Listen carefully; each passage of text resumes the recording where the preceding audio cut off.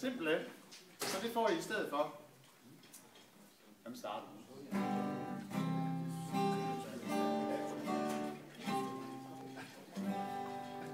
The day when I was born, my father said, "Hello." It was a Monday morning on the sofa in the snow.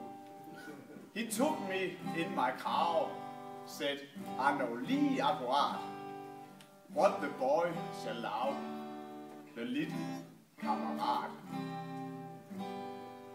'Cause he shall still just bit by bit, bit after later, he shall still just bit by bit." Outside my barndoms hjem, there was a lot of mother, and every one of them was needed by my father. Yes, when I was a little bittle jen, my father snad a fiddle, dygtigst among men.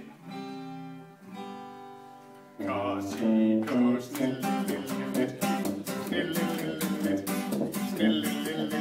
bit after later, he goes snil, just bit by bit. And out there in the cooking, my mother snatched some bread. A humble bread was looking, and this is what she said. "My son, you must know me, never to end up in a grillbar in the middle of nowhere and cook pommes frites, because best of all to be, it is to be a snitter. It is to